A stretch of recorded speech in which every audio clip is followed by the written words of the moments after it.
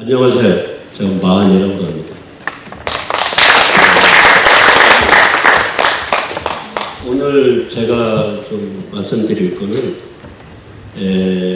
예수의 생애 이후와 어린 시절 체험적인 고찰인데 조금 더 자세히로 말씀드리면 예수 인간 생애 이후의 변화를 통해서 또 어린 시절, 변화를 위한 어린 시절이 어떻게 지냈는가 그런 의미를 고쳐서 저희들도 어떻게 하면 변화할 수 있는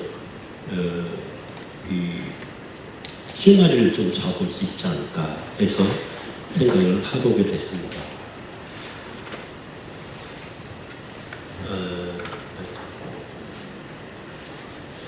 자, 그래서 처음에 예수 인간 생애 이후의 변화를 통해서 우리가 어떤 좀 더 가깝게 이해하고 신과 가까워지고 이런 면에 있어서는 좀 독자 공부를 하신 분이고 설명하기가 조금 길기 때문에 이걸 원고를 참조해 주시길 바라고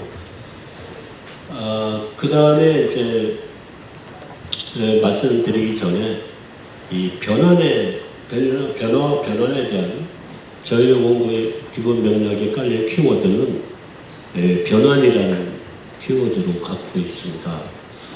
그러니까 이제 간단히 말씀드리면 일반적인 그냥 변화라는 것은 일시적인 변화를 말씀드리는 거고 변환이라는 건 트랜스포메이션이니까 그거는 영구적인 변화를 말씀드리는 거예요.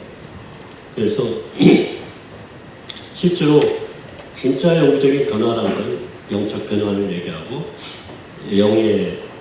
그게 소위 말한 영의 열매가 되는 거죠. 이거를 조금 더 구체적으로 얘기한다면 여러분들이 생이 끝날 때쯤에 가서 사실 다 뒤돌아보고 뭔가를 잡으려고 나한테 남는 게 뭘 거라고 잡을 때 다 모래알처럼 빠져나간다고 그런 얘기를 하죠. 그것이 바로 일시적인 변화.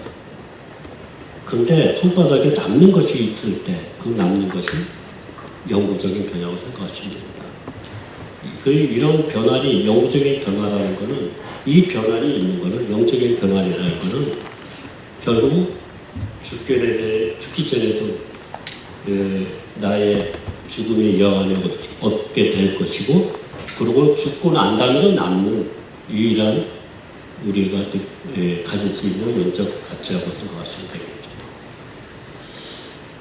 기본적인 데이터들은 우리가 모든 영적인 영서나 하나님이나 신이나 우리의 진정한 친구들한테 할 때는 전심으로 그러니까 변화를 위한 가장 기본적인 개인적 태도가 전심으로라는 그것이 100% 마음으로 하는 그 태도 자세가 그게 어린아이 같은 마음이죠. 또 다르게 표현하면 그거를 대상을 나의 마음 중심에 갖다 두고 시작한 그 영순위, 일순위라고 두는 거죠. 그런 것들이 변화를 일으키게 하는 가장 중요한 것 같습니다. 그래서 저걸 생각하고자 했던 거는 예수 생애의 예수님의 변환을 이루는 걸 통해서 나도 변화를 해보자 하는 뭔가 힌트를 얻고자 해서 시작 이 생각을 해보게 됐습니다.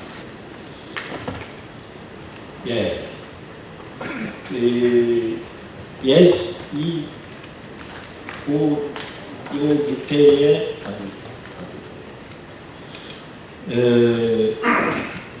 140편인가 보면은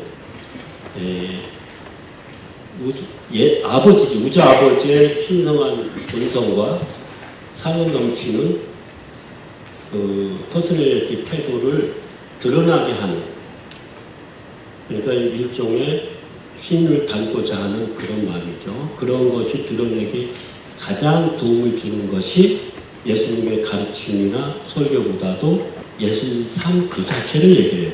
여기 예수님 자체가 실질적으로 어떻게 살아냈는가를 보는 게 가장 힘이 들어옵는다고 그랬어요.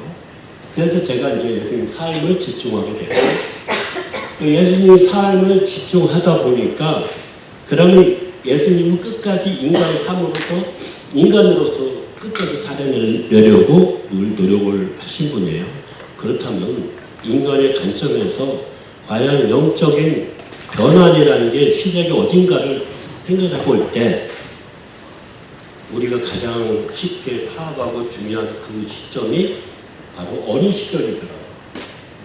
예수님의 영적 변환의 가장 기초는 어린 시절이고 예수님이 어린 시절이고 또한 우리가 가장 힌트를 얻을 수 있는 것은 예수님의 어린 시절에 그것이 기초가 되겠다, 힌트가 되겠다 하고 생각을 시작하게 됐습니다. 그래서 어린 시절의 영적 변환에 집중을 하다가 보니 그 이해를 하고자 제가 처음에 읽을 때 그 어린 시절에 이해 안 되는 에피소드가 한 4가지가 있었어요. 물론 많은데 그 중에 제가 4가지를 추려서 그거를 집중으로 생각해보면서 이해를 해보고자 했습니다.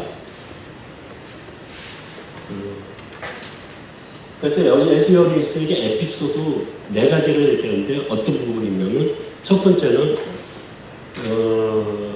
13살이 안 됐어요. 그렇지만 이대 가정교육에서는 성인식을 거치는 부분이에요. 지금 현대의 가정교육과 똑같죠.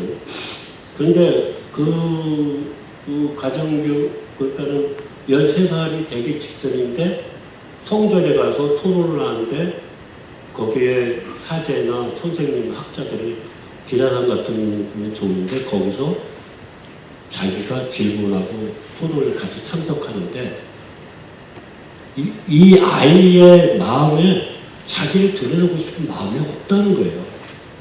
근데 저는 이제 테라피를 공부했던 사람으로서 테라피는 상처가 가지고 있는 내면 상처 가지고 있는 사람을 치유하는 입장인데 저는 그런 사람을 만나본 적이 없는 거예요. 자기를 누구나 이 사람은 어렸을 때부터 자기를 드러내서 인정받고 싶은 마음을 갖고 그러면서 자존감을 회복하려고 노력하는 부분이 있는데 그런 마음이 자체가 없다는 것이 나는 만나본 적이 없었거든요. 그래서 예수님이니까 그렇구나 라고 생각하고 넘어왔어요. 두 번째 또 하나 에피소드 두 번째는 사람을 대하는 태도가 두려움이 없어요. 그냥 만나는 거예요. 근데 우리는 사람을 만날 때 편견과 선입관 그리고 상처를 받을까 사정처를 받을까봐 늘 방어적이죠. 그리고 내가 만족하기 위해서 상대방을 늘 컨트롤하려고 하고 내 편인가 아닌가가 살아보고 그리고 내 뜻대로 해주지 않으면 제가 컨트롤하려고 하고 그런 식으로 항상 그런 마인드 게임이라고 하는 부분에서 늘 고정관념 게임 속에서 우리가 그런데 예수는 그렇지 않아요. 그냥 두려움으로 그러니까 두려움 없이 그냥 만나는 것 누구나 만나서 그 사람을 가장 본질적인 그 사람이 어떻게 생각하고 어떻게 느끼고 있는가를 알고 싶고 그 사람의 삶이 어떻게 살아가는가 그것만 관심을 갖더라고요. 또 세 번째는 이거는 인간으로서는 정말 충격적인 얘기지만 누가 자기를 공격하는데 방해할 생각이 없어요.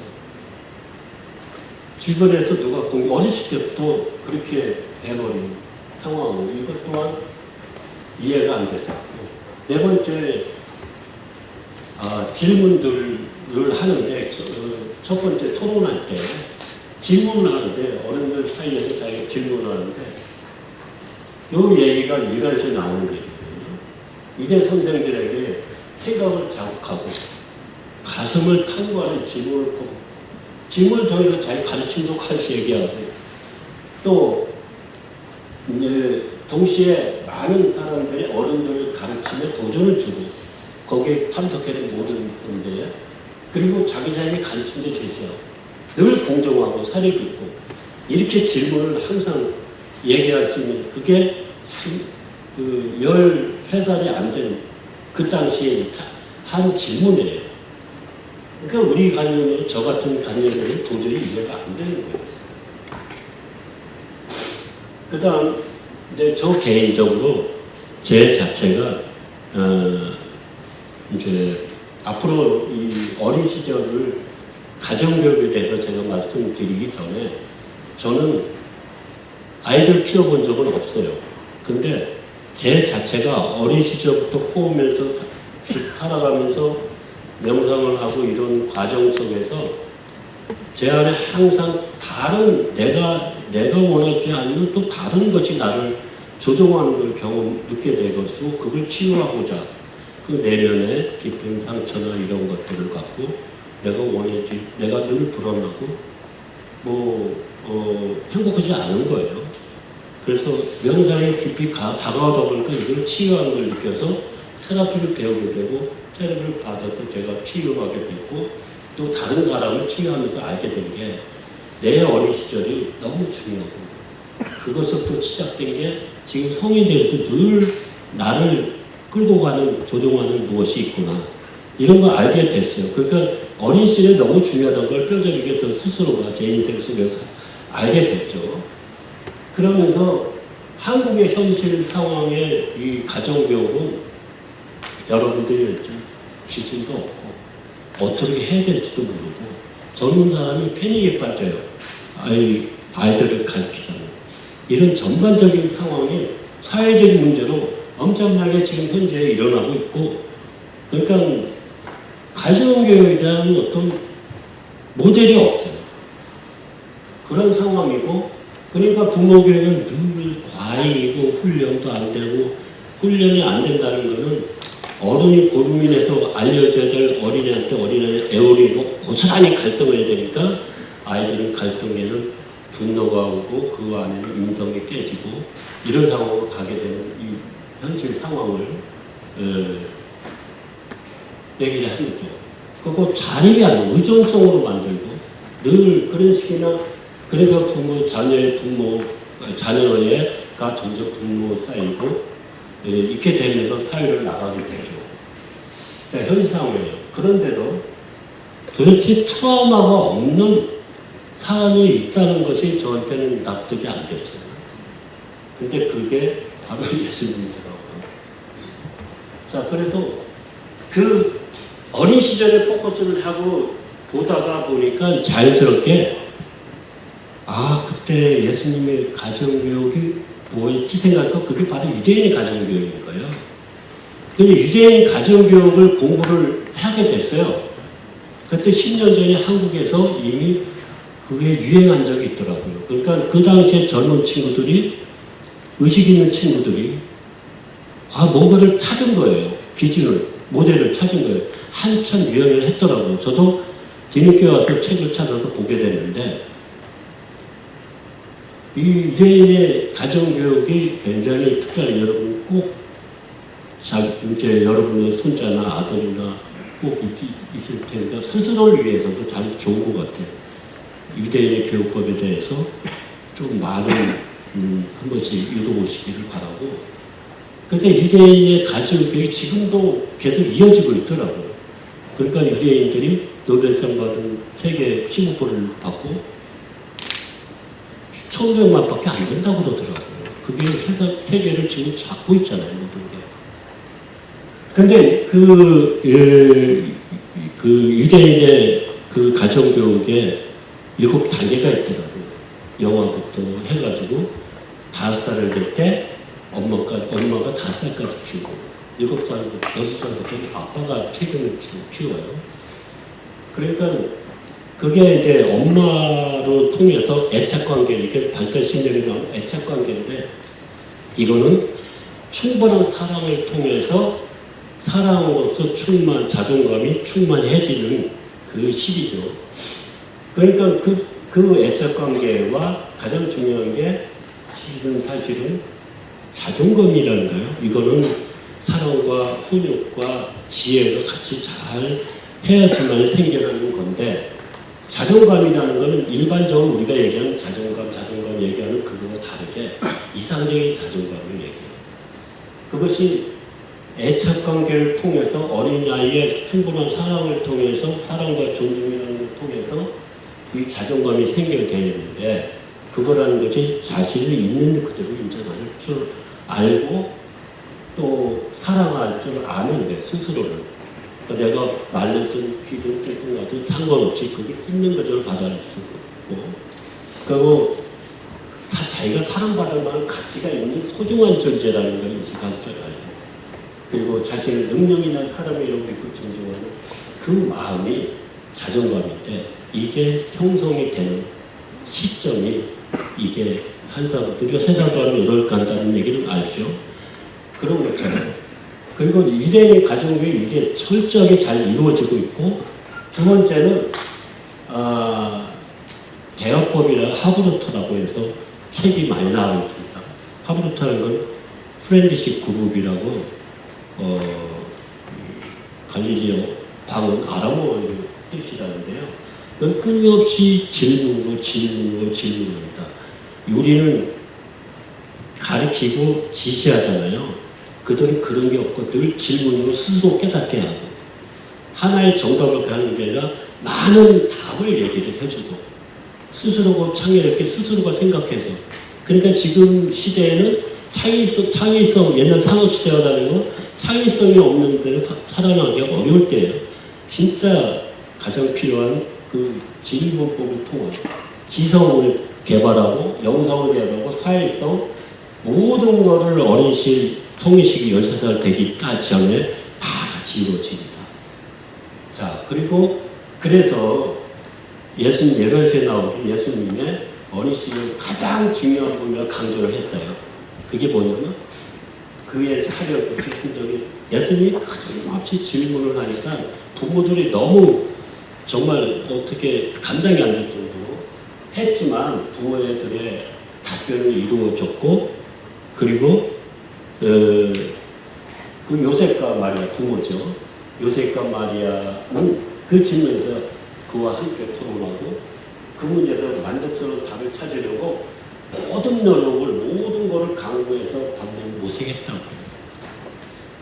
그러니까 유대인들은 아침 밥상머리부터 시작해서 질문으로 해서 같이 토론하고 시작해서 잠자리까지 하루 종일 토론을. 그들은 사춘기가 없어요. 그러니까 그 사춘기가 없다니까 그만큼 부모와 소통이 다 이루어지는 거예요. 자, 이런 간단히 말씀드려서 이런 유대인의 교육법이 있었고, 여기까지도 이해를 하는데 예수님의 어린 시를 이해하는데 충분하지 않은 거예요, 뭐가. 이거는 마음속에 깊이 깔리면서 예수님이니까 라고 생각을 했어요. 근데 어떻게 저는 위에 이렇게 연결될 줄 생각을 못했는데, 예수님이 십자가에 못 박기 전에 이틀 전인가 3일 전에 혼자서 쉬고자 해. 제자를 다 쉬게 하고 자기도 동산에 가서 쉰다고. 그럴 때 마가라는 친구가 같이 하루를 동시에 보여요. 그래서 우주에서도 창조자들과 한 소년이 하루를 보고 있다, 이렇게 얘기할 정도로 그 친구를 만나면서 같이 올라가는데, 예수님이 마가한테 하는 말이, 너는 막강한 사자가 될 수 있다고 확신한대요. 근데 막강한 사자라는 거는 읽으시면 잘 알지만 사실은 이 인간의 삶을 여생을 다 끝난 거예요. 이렇게 파라다이스 졸업하고 유아를 거의 마스터한 상황이고, 거기서 또 3일체화 된 존재니까 어마어마한 우리로 진화된 존재죠. 이미 완전한 존재가 된. 근데 그 사람이 된다고 그러는 거예요. 그러니까 마가가 그 존재가 뭔지는 모르지만 거꾸로 질문을 해요. 그걸 어떻게 확신하십니까? 이 마가는 그 당시에 9살 정도 됐어요. 그러니까 그러면서 예수님이 하는 얘기가, 마가 너는 나의 가정 환경과 아주 흡사하다. 이 말을 듣는 순간 내가 좀 띵했죠. 왜냐하면 그 지금까지는 예수님과 하는 말이 마가가 될 수 있다는 건 모든 인간이 될 수 있다는 그 힌트더라고요. 그때부터 저는 이거 예수님의 모든 전생애나 그 계시라고 나오는 사부의 전체 나오는 것이 생애가 나한테 직접 얘기하는 거구나. 미래의 가능성에 대해서 얘기하는 게 아니라 현재 나에게 얘기하는 거를 알게 되고 받아들이게 된 거죠. 그것이 뭐 간단히 말씀은 아까 조금 유대인과 똑같아요. 부모가 서로 진실의 애정 속에서 부모 가정에서 자랐고, 두 번째는 자신과 충성심의 부모의 사랑 속에 그것이 자라났고, 또 자존감이라는 것이 정상적인 육성하는 부모의 사랑을 많고 누렸고, 그거와 부모 사랑뿐만 아니라 지혜까지, 그러면서 가끔 탐닉이나 사치품에 자제하는 지혜를 배웠다는 거예요. 그리고 그 다음에 중요한 게 독창적인 체험을 할 수 있도록 허락함으로써 세상에 날아가는 방법을 배우도록 용기를 줬다는 거예요. 이 뜻이 그 다음에 마가의 친구가 하나 있어요. 아모스가. 이때 뭐냐면 요한 세례, 예수님이 세례를 받으러 가는 요단강에 가는데 다 가고 싶어 했어요. 따라가고 싶었다고. 근데 마가의 부모는 사랑과 지혜를 갖고 있어서 허락을 한 거예요. 근데 아모스는 과연 우리 한국 부모 대부분이 이렇죠. 과연 사랑으로 너가 어린이 곧 왜 따라가니? 라고 붙잡은 거예요. 그러면서 두 아이의 삶은 완전히 바뀝니다. 마가는 예수님 만나 1대1 복종 체험도 하고 독립식 개발하고 자유를, 부모하고 모든 존재에 인정받는 자유를 맡깁니다. 근데 이 아모스는 완전히 다른 체험을 하게 되죠. 체험도 하지 않고 자기의 자존감이 떨어져 있고 자기 안에 독립심이나 개발, 의존적이 되고 이럽니다. 그러면서 예수님이 돌아가기 이틀 전이에요. 사랑이라는 건 현명원적으로 지금 우주 최고의 실체라는 거예요. 우리는 사랑이 제일이라고 성경 제일을 했죠. 그런 것처럼 근데 인간 부모같이 과연 사랑이나 이렇게 하게 되면 위험하게 되고 이기적이 된다. 그러니까 아모스라는 친구를 얘기하면서 왕국복을 그 당시에 왕국복을 받아들이는 그것도 완전히 달라지는 거예요. 그거를 그래서 아모스를 얘기하면서 예수님을 그럽니다. 야, 우리 사도 안에도 너 같은 다 친구가 한 명 있다. 누굴까요? 가룟유다였죠. 그러니까 저는 이제 이 아모스하고 가룟유다의 사랑 환경을 들었을 때 저는 옛날 테라피를 했기 때문에 느낌이 딱 현대의 사람들 대부분이 저런데라는 생각을 많이 했어요. 그러니까 가룟유다가 머리 위인 게 아니라 저 안에도 있었고 누구나 가지고 있는 그런 거더라고요. 그거를 찾아서 우리가 성숙해가고 치유를 해나가야 되는, 성숙해 나가야 되는 그런 일이 있는 거죠. 그리고 예수님이 여기서 강조를 한 가지 있는데 이 부분이에요. 제가 가정의 우주적 의미가 에 대해서 설명을 했어요. 직접. 어쩌면 가정과 이 바깥에는 다 우주예요. 그 안에 가정이 있는데 가정에 아버지가 있고 어머니가 있고 자녀가 있는데 자녀가 아버지, 친아버지죠. 친아버지를 통해서 우주 아버지, 하나님의 우주 아버지의 첫 관념이 생깁니다.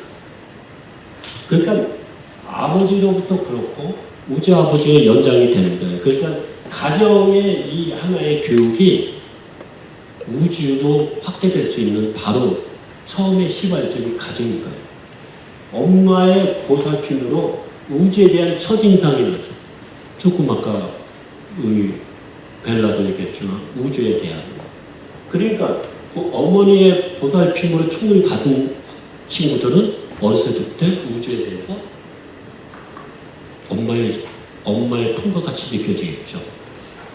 그 미지에 우리는 우주가 미지하고 두려운 어떤 대상이었는데 그렇지 않다는 거죠. 이것 또한 그렇고 그러니까 이렇게 자란 가정을 통해서 인간적인 신성관계를 알게 하는 전부예요. 이 가정이라는 게. 그리고 지성, 사회성, 도덕성, 영성 모든 초기의 가정에서 다 시작된다는 거예요. 그래서 그런 친구들은 현실적인 삶과 이 감성적인 삶 또한 사회적 관계 등들 다 통해서 일생을 살아가는데 이 가정교육이 그 친구가 행복하게 살 거냐 불행하게 살 거냐 그 사람이 편안하게 살 거냐 불안 속에 살 거냐가 결정이 되어진다는 거죠. 그리고 예수복음 자체도 그러니까 가정의 우주적 의미는 사실 어린 시절부터 예수의 복음을 이해하고 받아들이기 시작했다는 거예요. 예수의 복음은 뭐죠? 우리는 하나님의 우주 아버지의 자녀고 그리고 우리의 이웃과 형제 지금은 다른 행성의 다른 우주에 있는 모든 존재와 가족이 되는 거예요. 그런 개념이 완전히 확대된 거죠. 그래서 그게 예수복음이라는 게 그러니까 가정에서 이미 예수복음이 시작될 수 있는 거죠. 그렇게 교육이 될 수 있는 거죠. 그래서 예수님이 그럽니다. 자녀관계에서 예수복음이 기초인데 예수복음이 세계적으로 받아들이려면 지금 현재 많은 부모들이 사랑이 더 많아져야 된다는 거예요. 너무 당연하게. 그러니까 이런 것들이 가정의 중요성을 얘기를 하게 되죠. 이거는 단순한 세상을 살아가는 게 아니라 그 세상에 살아가는 밑바닥부터 모든 영성까지 모든 우주의 그 영성까지 다 이 가정에 시작된다는 거죠. 그래서 가정과 종교는 아주 밀접하게 연결했고 그래서 아버지의 책임이 이 땅에 있는 모든 아버지의 엄청난 책임이라고 이렇게 했는데 그게 아버지라는 이 말 자체가 자녀 가슴 속에 훌륭하게 잡으라는 거죠. 그게 바로 우주 아버지의 개념으로 넘어가니까. 그러니까 그러면은 아버지의 존경하고 사랑 넘치고 그런 아버지의 그 개념이 바로 우주 아버지의 개념으로 넘어가는 거죠. 그래서 그렇게 가족 가정을 다스려야 된다는 게 모두 다 아버지의 막중한 책임이라고 그럽니다. 자, 그래서 우리 앞에 4가지 이해 안 되는 에피소드를 봤잖아요. 그거를 이해하는 이 가정교육과 예수님이 얘기하는 가정을 통해서 이해를 해보자고. 그래서 첫 번째 토론에서 자신을 드러낼 마음이 없어. 이런 거는 제가 보지도 못했는데 만약에 충만한 자존감과 독립심이 이미 있고 충만한 자존감이 있다면 자존감이라는 거는 더 이상 부러울 것도 없고 부족한 것도 없는 좋은 상태예요. 얘기한 인들은 충만한 존재가 있다는 것은 드러낼 필요가 없는 거예요. 자기 스스로. 있는 그 자체가 충만하기 때문에 그러니까 그런 자존감의 충만함은 하나 남는 게 있다는 그게 호기심이라고 해요. 그냥 호기심만 죽는 거예요. 그러니까 사람을 만나던 뭐 지성을 쫓든 뭐를 하든 그냥 호기심에 따라서 모든 걸 내려놓은 상태에서 축을 하게 되는 거죠. 그러니까 드러낼 마음 당연히 없고 만남에도 두려움 없이 누구나 만나서 그러니까 결국 많은 사람을 만나고 이해해서 사랑을 할 수 있는 기회를 다 가진 거죠. 우리는 늘 조심하고 하다 보니까 속조사를 만나보니까 소수의 사람만 만나게 되고 이해하게 되고 사랑하게 되는 거죠. 그리고 세 번째 공격에 대한 강함이 없다는 거는 아까 어머니의 보살핌을 얘기했죠. 어머니의 보살핌을 통해서 우주에 대한 절대 신뢰가 생기기 시작한 거죠. 엄마의 사랑이 절대적인 신뢰도 생겼으니까.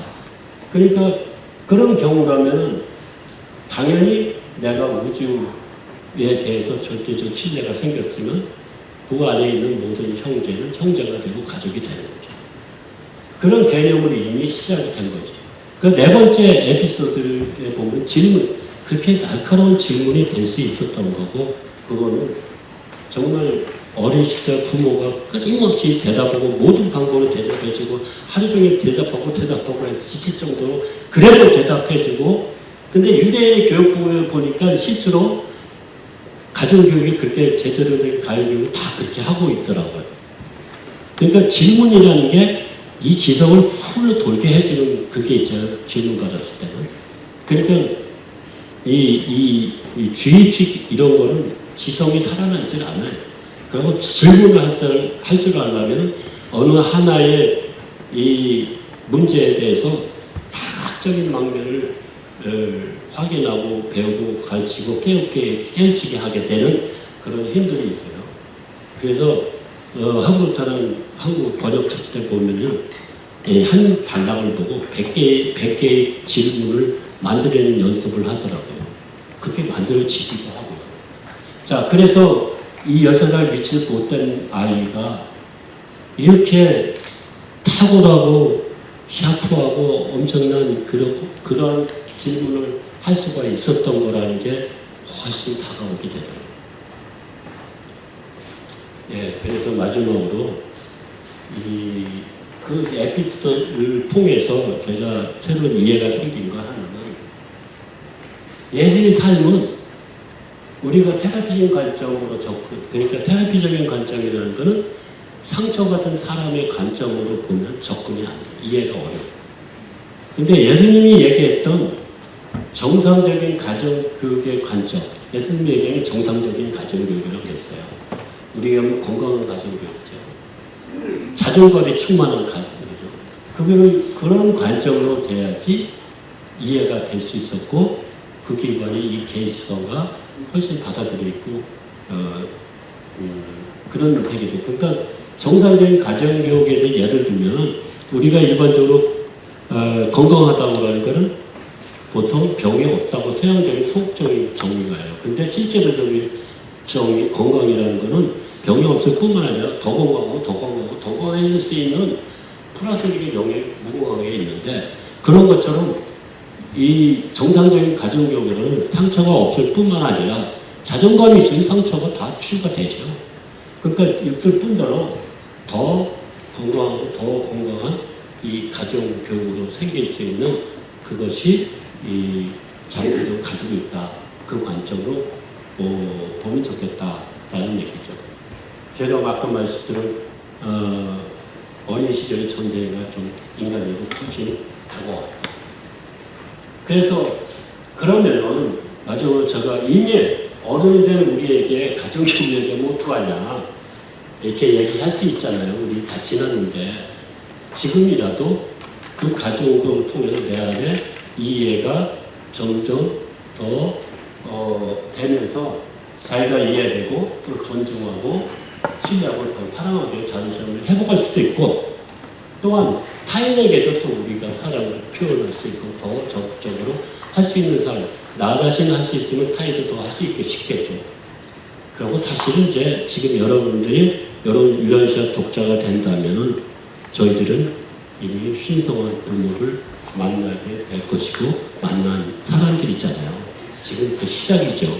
그래서 사랑, 신앙, 충성과 지혜에 의해서 진정한 영적 변화, 아까 말씀드렸듯이 손바닥에 죽어도 않고 그런 영적 변화이 있고 또 하나는 고통과 고난이 우리는 사실 그걸 통해서 사실은 이런 공부를 하게 됐고 신성한 부모도 만나게 됐고 그렇잖아요. 사실은 영적인 사람은 고통과 그런 부분은 뭐라고 생각하죠? 예, 축복이라 생각하죠? 예, 이상입니다.